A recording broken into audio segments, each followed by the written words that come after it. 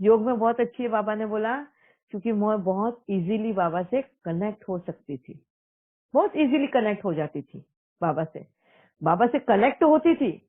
मैं, मेरा कनेक्शन बाबा से हो रहा है, बाबा का कनेक्शन मेरे से हो रहा है, पर बाबा क्या बोलता है ये बात समझना थोड़ा मुश्किल था। देखो, बातें अभी जैसे मैं आपसे बोल रही हूँ, आप मेरे से बोल रहे हो, हम एक दूसरे से कनेक्टेड है, पर मैं क्या समझाने की कोशिश कर रही हूँ ये जरूरी नहीं कि आप सब समझ पाओ, है ना। ये वो स्थिति है कि मैं अगर जो बात समझाने की कोशिश कर रही हूँ, कनेक्टेड होना और बात को समझना, ये दोनों अलग चीजें हैं। मैं बाबा से कनेक्ट हो रही थी, मैं बाबा क्या समझाने की कोशिश कर रहा था ये मुझे समझ में नहीं आ रहा था। ठीक है, तो बाबा बोलते हैं योग में तू बहुत अच्छी है, क्यों कि मैं बहुत इजीली बाबा से कनेक्ट हो पा रही थी। ठीक है, मगर ज्ञान में बाबा ने बड़ा सा अंडा दे दिया, मुझे फेल ही कर दिया, मेरे 10 साल भी कैंसिल कर दिए योग ज्ञान में चलने के। और उस दिन से मेरा नया जन्म, फर्स्ट डे, बाबा बोलते हैं आज से तेरा क्लास शुरू मुरली का। और उस वक्त से मेरा क्लास शुरू हुआ ज्ञान का, और तब से बाबा मुझे समझाना शुरू किया। तो सबसे पहले मैं आपको ये मुरली का पॉइंट क्लियर किया बाबा ने, कि बाबा मुझे क्यों सेंटर पे ही आने के लिए बोलते थे, इतने हेल्थ इश्यूज होने के बावजूद भी। 3-4 महीने गुजर चुके थे सर्जरी के, और उसके बाद भी मतलब मैं बेहोश हो रही हूँ, गिर रही हूँ, इतने हेल्थ इश्यूज में भी मुझे बाबा सेंटर पे आने के लिए बोल रहे थे। बाबा ये बोलता है कि अगर तू घर में ही बैठ के करती थी योग और ये, तो तेरा कनेक्शन दिव्य परिवार से टूट जाता था। मेरा कनेक्शन दिव्य परिवार से टूट जाता था, और धीरे धीरे मैं योग, मुरली, इन सबको भी छोड़ देती थी, क्योंकि मैं अपने ही दर्द में घुल जाती थी, अपने ही पीड़ा में मैं गुम हो जाती थी। और यही वजह था, बाबा नहीं चाहता था कि मेरा कनेक्शन इन सबसे टूटे। और यही वजह है कि मेरे को पता है कि तेरे में इतनी शक्ति है कि तू ये दर्द सहन करते हुए तू पहुंच सकती है। क्यों बाबा को पता था? क्योंकि बाबा ही मेरे अंदर वो शक्ति भरता था उस दर्द से लड़ने की, और लड़ते हुए मुझे वहां पर पहुंचना ही पहुंचना है। इसके लिए बाबा हमें हमेशा बोलता है स्ट्रेचर पे भी होंगे तो भी तुम्हें सेंटर पे आना ही है। ये इसलिए बोलता है ताकि हम डिप्रेशन में ना चले जाए, अपने ही दर्द के अंदर गुम ना हो जाए, हम कहीं बाबा का हाथ ना छोड़ दे। बाबा हमारा हाथ कभी नहीं छोड़ता, मगर हम बाबा का हाथ छोड़ देते हैं, है ना। तो बाबा ये नहीं चाहता कि हम बाबा का हाथ छोड़े। इसके लिए बाबा हमारे ऊपर ये सख्ती करता है कि तुम्हारे हेल्थ इश्यूज हो, कुछ भी हो, फिर भी तुम्हें सेंटर पर आना है, ताकि हम उस माहौल में रहेंगे, उनके कनेक्शन में रहेंगे, तो हमसे बाबा का ज्ञान, योग ये दूर ना हो जाए। ये वजह था। ठीक है, ये था फर्स्ट मुरली का पॉइंट मेरे को समझाना। उसके बाद में मेरा लेसन शुरू हुआ, एक आत्मा बनकर कैसे बैठना। और उस वक्त से बाबा मेरे को समझाने लगा, एक एक कोई भी चीज होता था, जैसे सोना है, तो मैं बोलती थी बाबा मुझे बहुत नींद आ रही है, मैं सोने जाऊं, तो बाबा बोलता है तुझे नींद आ रही है, तू सोने वाली है। इस तरीके से मुझे क्वेश्चन करता था। यहीं से मेरा ज्ञान क्लियर करना शुरू किया, क्योंकि मुझे ये भी ज्ञान नहीं था कि आत्मा नहीं सोती है, शरीर सोता है। मुझे लगता है आत्मा ही सोती है, आत्मा ही खाती है। एक छोटा बच्चा भी ज्ञान शायद हो सकता है, मुझे तो वो भी नॉलेज नहीं था। तो बाबा वहां से ही मेरे को जैसे एक कैसे लिखना है, पेंसिल कैसे उठानी है, पकड़नी कैसे, वहां से सिखा रहा है मुझे। ठीक है, तो जैसे ही मैं बाबा को कुछ भी बोलती थी, बाबा मुझे पलट से इंटरोगेट करता था, मुझे पलट से वापस से क्वेश्चंस करता था उसी बात को लेकर। जब मैं बोला बाबा मेरे को नींद आ रही है, मुझे सोने जाना है, बाबा बोलता था तू सोने वाली है, तू सोएगी। तो मैं बोला फिर कौन सोएगा? बोले तू नहीं सोएगी बच्चा, अगर तू सो जाएगी तो मैं जगाऊंगा किसको, शरीर को या तुझे। फिर मुझे वो अनुभव करने लगाता था, ठीक है सो जा। फिर मैं सोती थी और फिर बाबा मुझे टक टक टक टक आवाज करता था। और बाद में मैं जब आंखें खोलती थी फिर मेरे को बोलता था कौन जगा, मैं बोलती थी मैं जगी।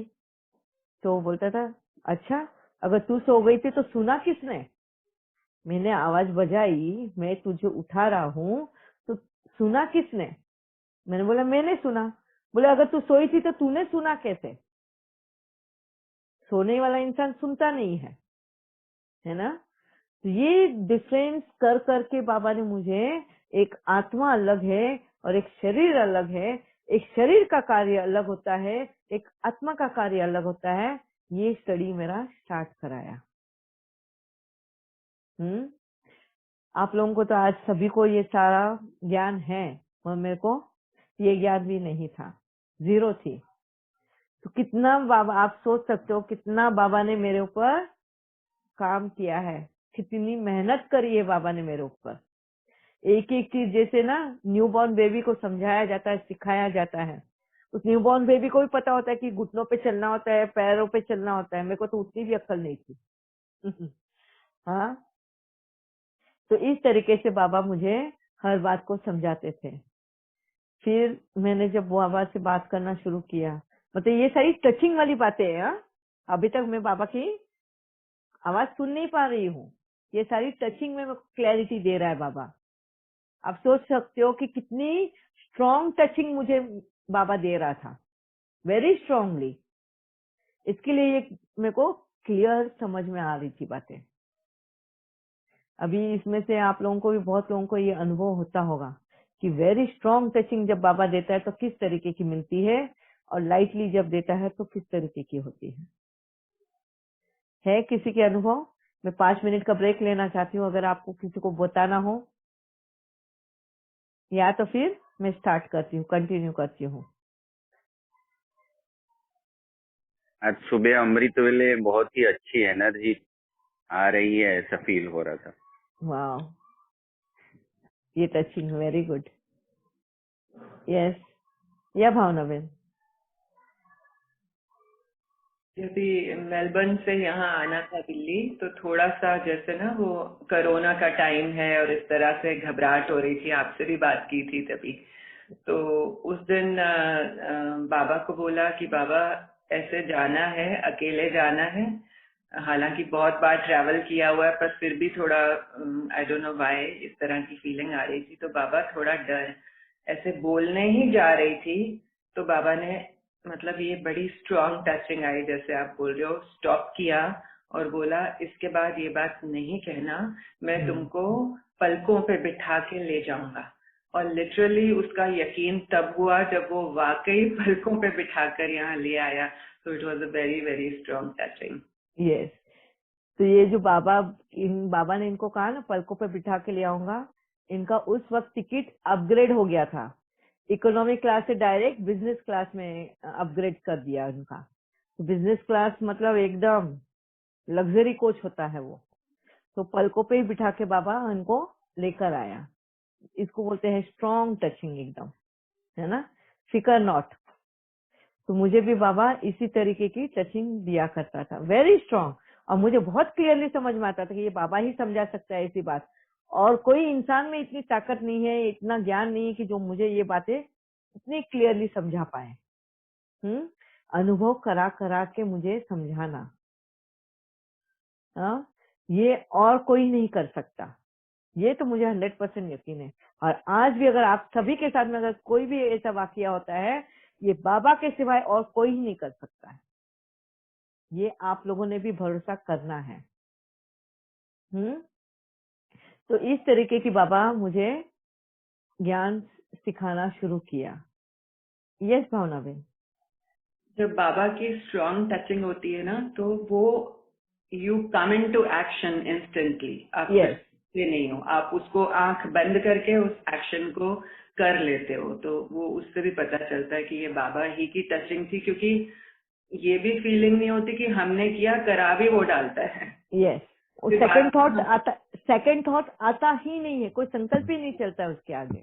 जब वो एक्शन होके खत्म हो जाता है, तब जब when you look back you feel कैसे हुआ, किस तरह से हुआ, ये कि ना कोई प्लान था ना सोचा था, कैसे हो गया, तो वो सपने की तरह लगने लगता है। यस, अशोक भाई आपका म्यूट कर देना। तो अभी आगे बढ़ाती हूँ मैं।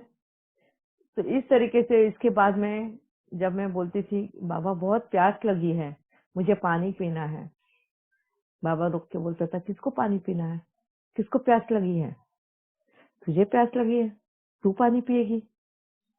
फिर यहाँ पे बाबा वापस से अलग करके बताता, तू एक आत्मा है, प्यास शरीर को लगी है। प्यास शरीर को लगी है, पानी शरीर पीने वाला है। ठीक है, ये शरीर की एक नीड है, ये शरीर की जरूरत है, एक आत्मा की नहीं। तो इस तरीके से बाबा हर बात के लिए मुझे महसूस कराता था कि एक आत्मा अलग है, शरीर अलग है, शरीर की जरूरतें अलग होती है और आत्मा की जरूरतें अलग होती है ना। आत्मा इस शरीर को यूज कर रहा है, शरीर आत्मा को यूज नहीं करता।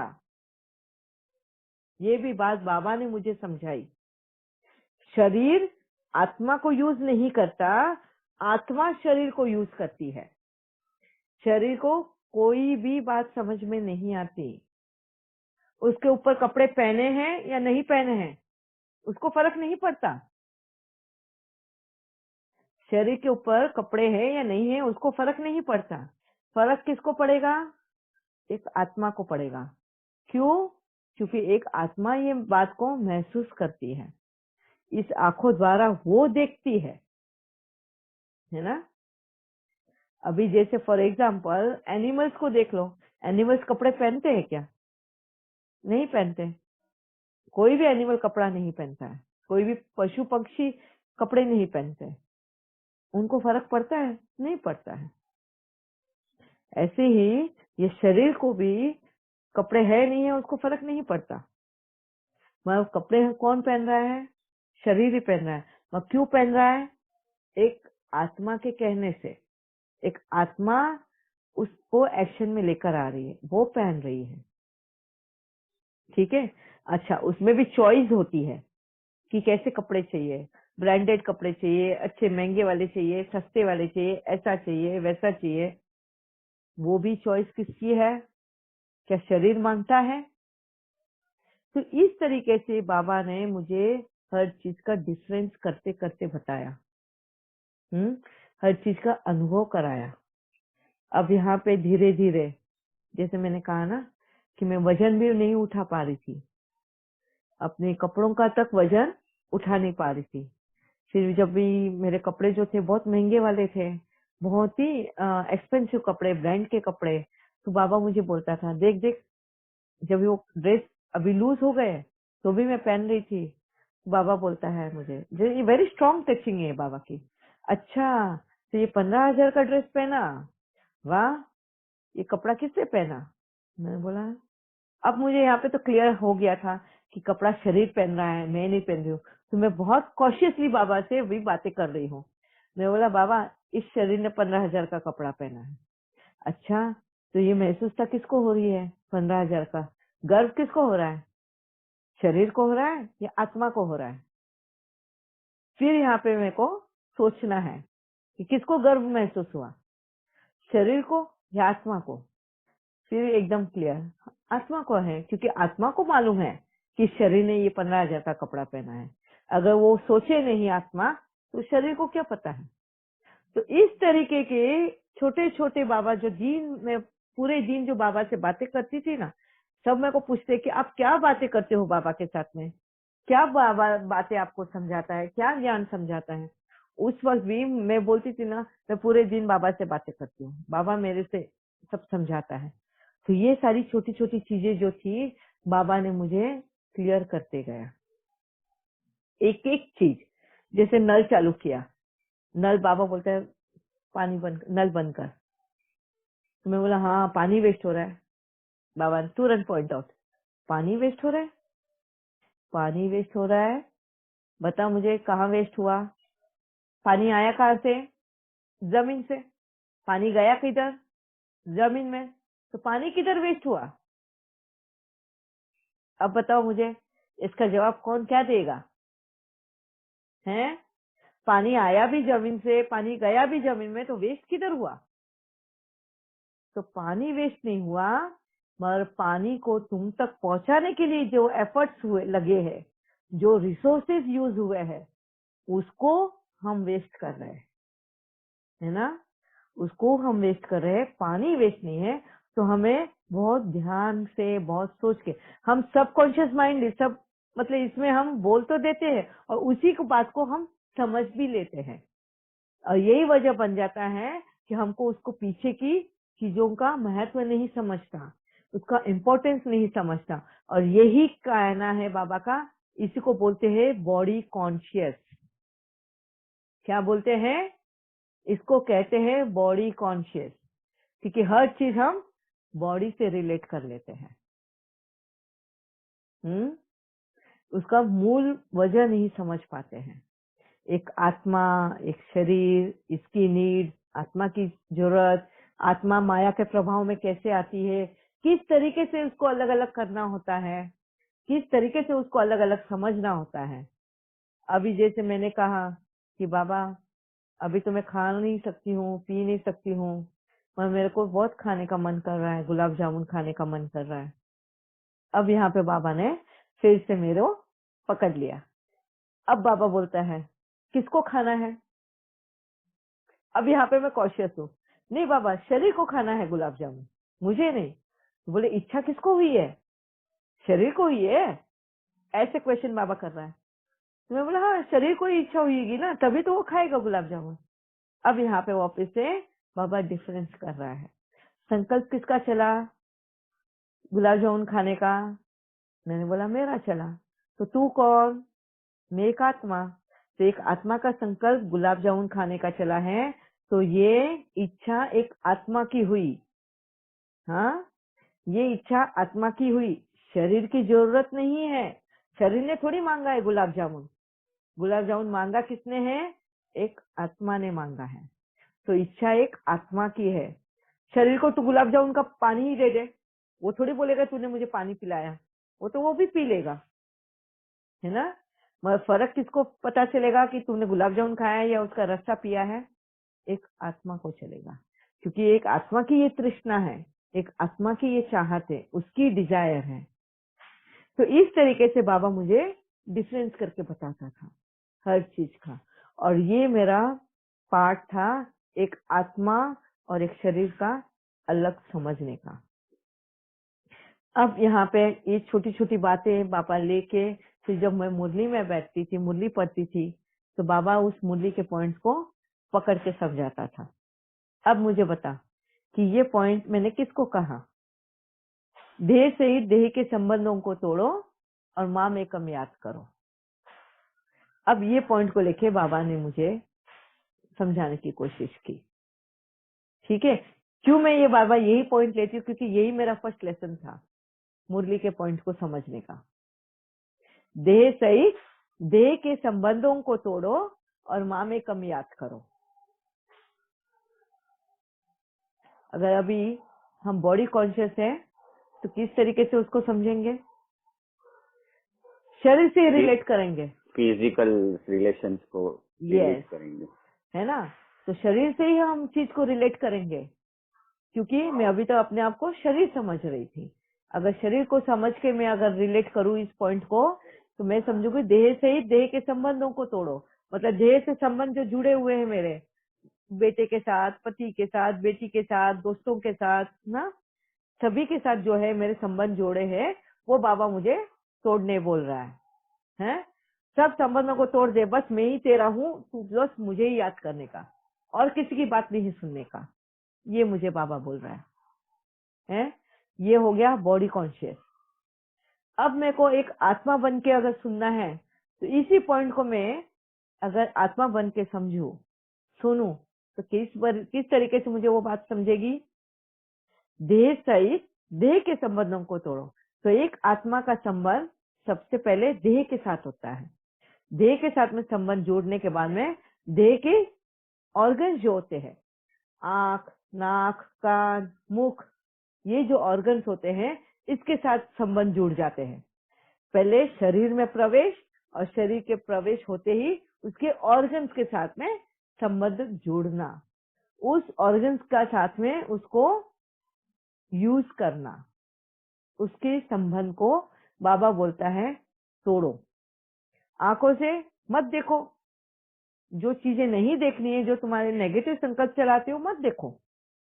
कानों से वो बातें मत सुनो जो जगमुई जरमुई करते हो। टेस्ट बर्ड्स के पीछे मत भागो, जो तुम्हारा पेट भर रहा हो वो चीज शांति से खा लो। मुख से गंदी बातें मत बोलो, इसको बोलते हैं देह के संबंध। इन सब को तोड़ो, और बस ऐसी स्थिति जब आती है तो किसको याद करे? बाबा को याद करो।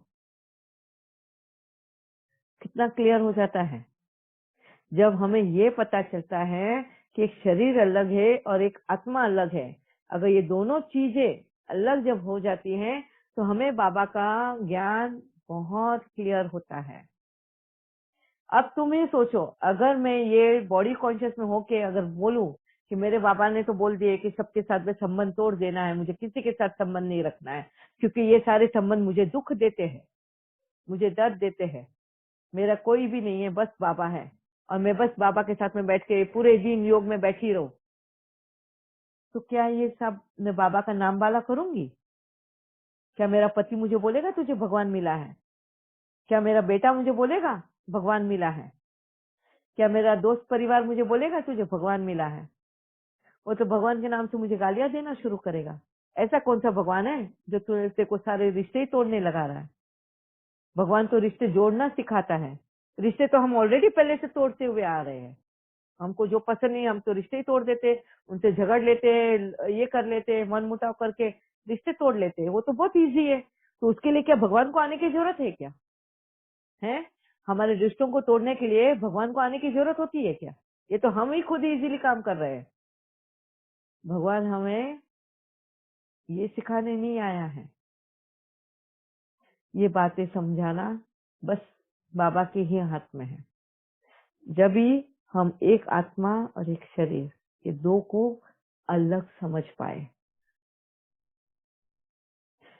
है किसी के अनुभव ऐसे कि कहीं हमने ज्ञान को उल्टा समझा हो और ये उल्टा ज्ञान ही समझा दिया और सामने वाले हमें ज्ञान सही तरीके से समझा रहे हैं?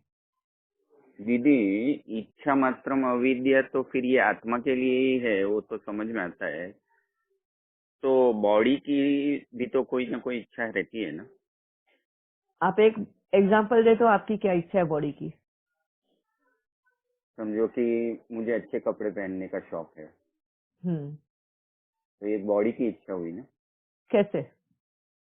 हाँ अभी तो यही हाँ, स्टार्ट में मैंने समझाया कि बॉडी नहीं के वो ऊपर तुम कपड़े भी नहीं डालो, ऐसे ही चले जाओ। बॉडी थोड़ी ना, बॉडी को क्या समझ में आ रहा है? आज मुझे बोलो, अगर तुमने ये शरीर छोड़ दिया, ठीक है, तुम्हारी हम्म, बॉडी है लेटी हुई है, उसके ऊपर कपड़े डालो नहीं डालो, क्या समझ में आने वाला है? समझेगा कुछ? नहीं समझेगा। मतलब संकल्प तो वो आत्मा के ही चलते हैं कपड़े पहनने के। यस, तो तो मीन्स ये इच्छा, इच्छा हर भी तो आत्मा संकल्प, की ही है। हर संकल्प आत्मा ही क्रिएट करती है ना। यस, पर बॉडी की तो इच्छा नहीं है। बॉडी के ऊपर तुम झाड़ों के पत्ते भी लपेट दो, उसको क्या फर्क पड़ रहा है? बॉडी को कुछ फर्क नहीं पड़ता। हम्म ये इच्छा एक आत्मा की है, कपड़ों को लेकर, हम्म है ना।